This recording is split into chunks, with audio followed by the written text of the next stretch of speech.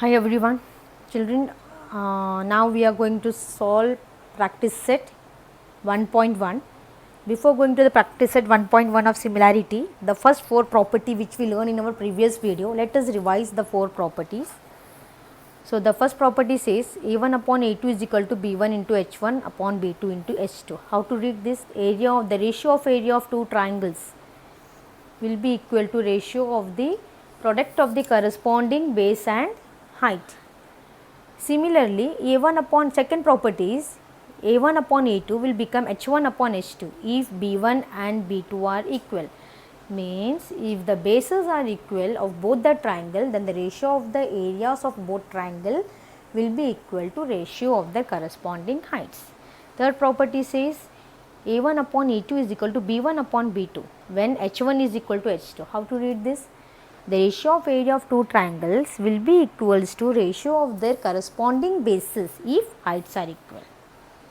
And if both are equal, B1 equal to B2 and H1 equal to H2, then the ratio of the areas of the two triangle will become A1 upon A2 is equals to 1 upon 1. So, just after going through these four property, children, we are supposed to solve exercise number 1.1. I hope the four properties are clear. Practice set 1.1, page number 5, and the question is base of a triangle is 9 centimeter and height is 5, base of another triangle is 10 and the height is 6, find the ratio of the areas of two triangles. Here the triangles are not given to you, neither the sides are mentioned. In such cases, children, we have to write this statement. Means we clearly mentioned that B1 H1 is the base and height of the triangle with area A1 and B2 H2 are the base and height of the triangle with area A2. I am reading the statement again. Let the base and height of triangles with area A1 and A2 be B1 H1 and B2 H2 respectively. Then what is B1 given to you? B1 is 9, H1 is 5, B2 is 10 and H2 is 6. All this are given information. You are supposed to find A1 upon A2 equal to dash. Now since you know the formula, whenever base and height both are different, the property says A1 upon A2 is equal to B1 into H1 upon B2 into H2. That is A1 upon A2 is equal to, put the value 9 into 5 upon, in the place of B1 I wrote 9, in the place of H1 I wrote 5, in the place of B2 I wrote 10, in the place of H2 I wrote 6. Why? Because this was a given information. That is, do the cancellation. 5 ones are 5 twos are, 3 twos are 3 threes are. After cancelling, what I got in numerator? 3 ones are 3 and in denominator 2 twos are 4. So, A1 upon A2 is 3 upon 4. That is solution. Always put it in the box or highlight it. So, this is the first sum. Come to second one, children. Here the diagram is given. I wrote all the given information. It is from the textbook. You can compare with your textbook, children. It is given that BC is perpendicular to AB. AD is perpendicular to AB, the value of BC is 4 and value of AD is 8. These are the given information. And what we are supposed to find? We are supposed to find the ratio of the area of these two triangles. Now merely looking at this two triangle, we can see that the base are common in both the case. But how to write the solution? So just see this. Solution. In triangle ABC and triangle BAD, BC is perpendicular to AB and AD is perpendicular to AB given. So here only I mentioned that कि दोनों का base देखो same दिख रहा है, height different है, ये height होता है, ये base होता है children, हाँ. So therefore area of triangle ABC upon area of triangle ADB will be equals to BC upon AD. But reason you will write, children. What reason is that? Triangles with common base. Triangles with common base. The base are common. Therefore it is ratio of the height से proportional. Therefore area of triangle ABC upon area of triangle BDB will become, put the value, BC के जगह में 4 और इसके जगह में 8, given value है तो 4 upon 8. Do the cancellation, it will be 1 upon 2. So that is your solution. Second one also was simple. Okay, just go through this, you can rewind this, and if you have doubt, just rewind this and see. Now third one, children. अभी third में ज़रा से ध्यान दो. Third में जो भी given information है टेक्स्ट बुक से, क्वेश्चन से, I wrote it over here. So what are the given information? It is given that PS is perpendicular to RQ, QT is perpendicular to PR, means there are two perpendiculars. Okay, there are two perpendiculars on different bases of same triangle. Okay, why it is same triangle? Children, it is obtuse angle triangle. And as we know that in obtuse angle triangle में 3 altitude होती है, हर triangle में 3 altitude होती है, लेकिन obtuse angle triangle में क्या special है children? In obtuse angle triangle ना 2 altitudes are form outside the triangle. जैसे कि वर्टेक्स पी से जो इस तरफ आएगा ट्रायंगल के बाहर आएगा, सिमिलरली वर्टेक्स आर से जो मैं एल्टीट्यूड बनाएगा वो भी ट्रायंगल के बाहर आएगा.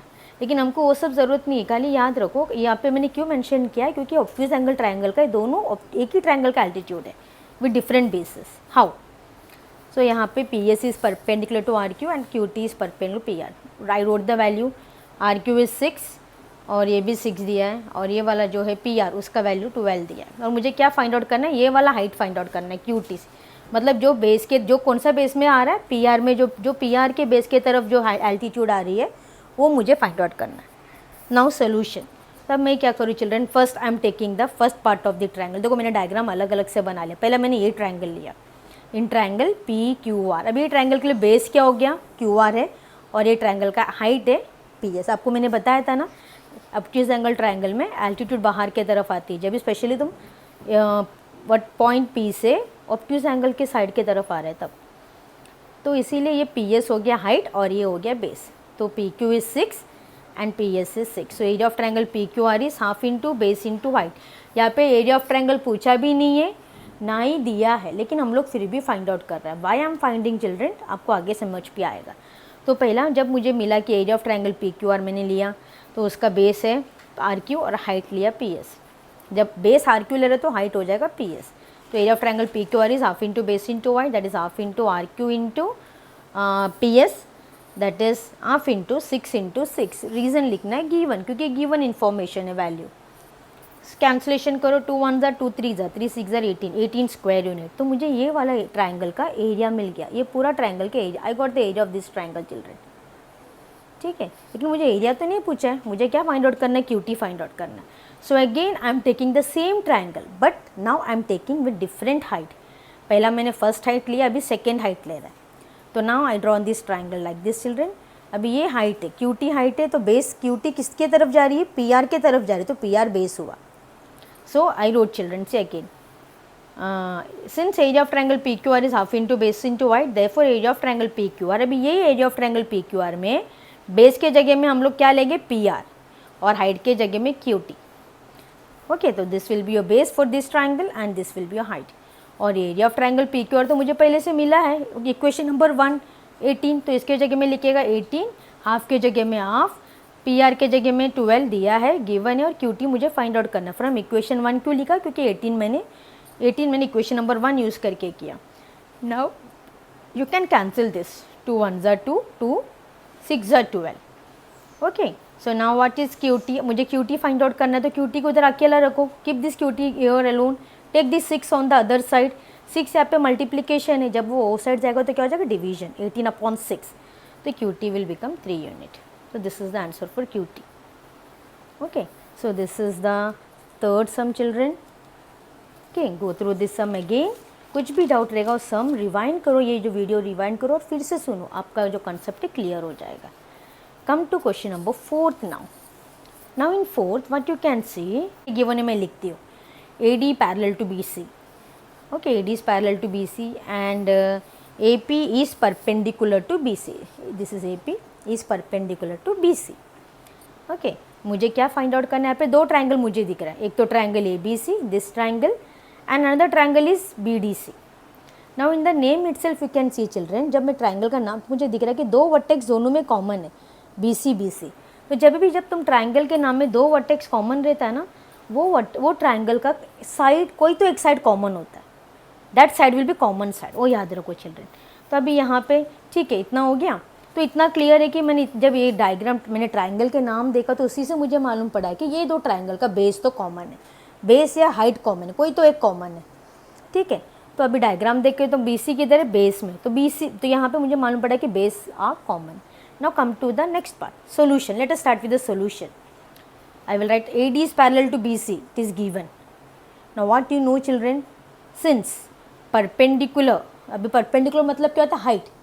परपेंडिकुलर्स मतलब जितना भी चाहे उतना परपेंडिकुलर तुम 2 पैरेलल लाइन के बीच में बनाओ, परपेंडिकुलर्स मतलब ब्रैकेट में heights between the parallel lines are always congruent to each other. Means जब आप दो पैरेलल लाइन बनाते हो ना, उसके बीच में आप कितना चाहे उतना परपेंडिकुलर बनाओ, सब आपस में कॉन्ग्रुएंट रहता है। मीन्स ये तो हाइट आपको दिया है AD, तो सिमिलरली अगर इधर से मैंने परपेंडिकुलर बनाया ना, वो भी सेम AD का ही लेंथ करेगा। So therefore are congruent to each other. ये स्टेटमेंट मैंने लिखा। इस स्टेटमेंट से मुझे क्या पता चला, मीन्स ये दो ट्राइंगल का हाइट भी कॉमन है। क्यों? हाइट भी कॉन्ग्रुएंट है, कॉमन नहीं कॉन्ग्रुएंट, क्योंकि ये दोनों ट्राइंगल पैरेलल लाइन के बीच में आती है।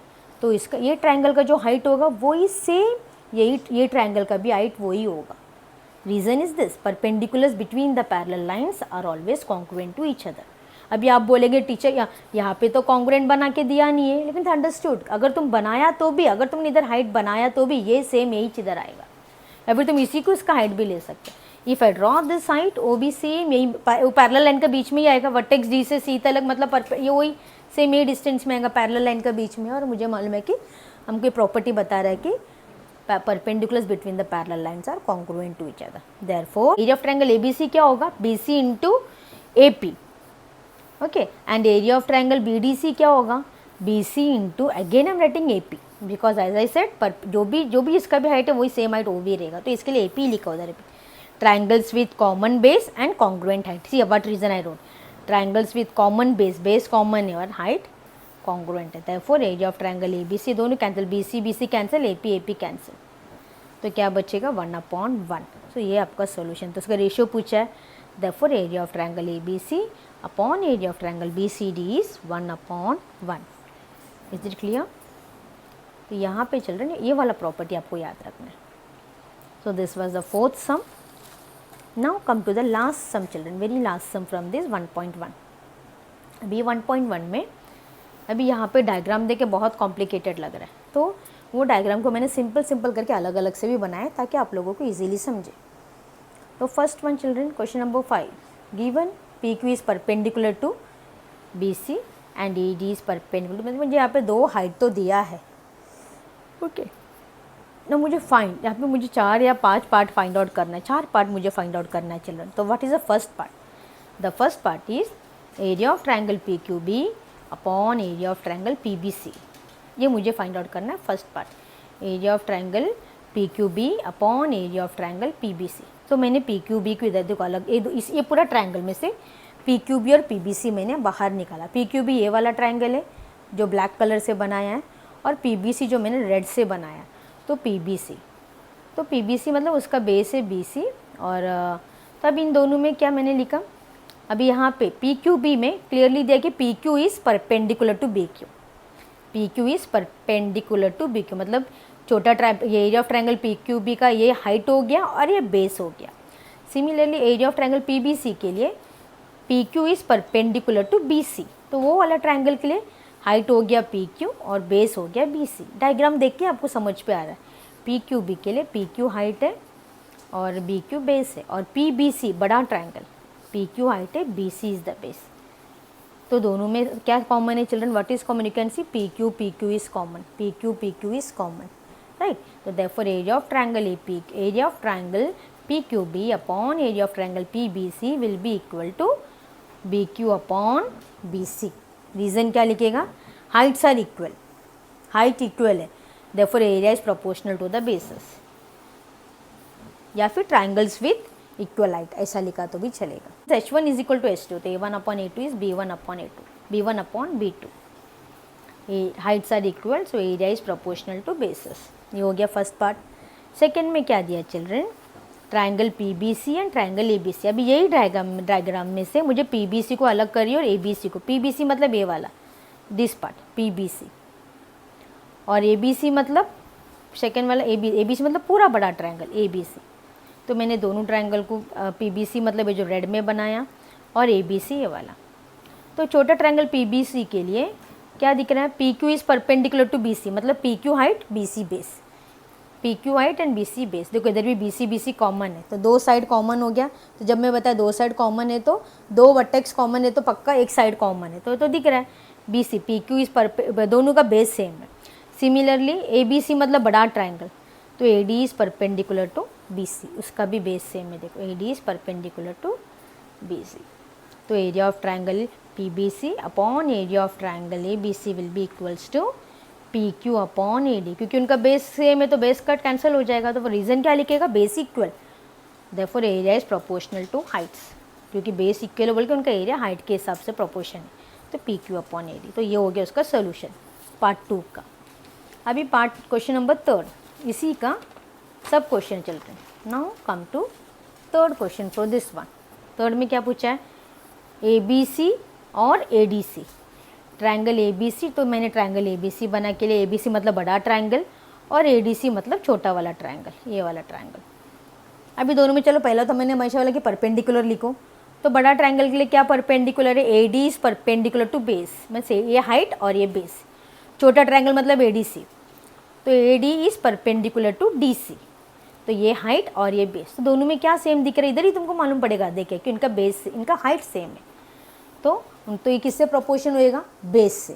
तो area of triangle ABC upon area of triangle ADC will be equals to BC upon DC, reason heights equal, क्योंकि हाइट इक्वल है बोल के A1 upon A2 is equal to B1 upon B2, base से proportion होगा, तो that is area of triangle ABC upon area of triangle ADC is BC upon DC। Okay, similarly come to the fourth part children. Fourth part में देखो, अभी area of triangle ADC, ये वाला triangle ADC, second triangle area of triangle AP, area of triangle PQC and ADC, area of triangle ADC and area of triangle PQC, ADC ये वाला और PQC ये वाला। चलो परपेंडिकुलर लिखो पहला, तो पहला क्या ADC ऊपर है ना, तो लिखेगा AD is perpendicular to DC, और PQC ट्रायंगल पकड़ो, PQC में क्या परपेंडिकुलर है, PQ is perpendicular to QC, तो लिखा। अब इसमें कुछ भी कॉमन दिख रहा है कि ना ही बेस कॉमन है ना ही हाइट कॉमन है, तो जब बेस और हाइट दोनों कॉमन नहीं है तो कौन सा वाला property, first property, A1 upon A2 is equal to B1 into H1 upon B2 into H2, तो area of triangle ADC upon area of triangle PQC will be equals to base into height, मतलब ADC का base क्या है, DC into AD, और इसका क्या है, QC into PQ, तुमने AD इंटू DC लिखा, PQ into QC, reason A1 upon A2 is equal to B1 into H1 upon B2 into H2, therefore area of triangle ADC upon area of triangle PQC is equal to AD into DC upon PQ into QC।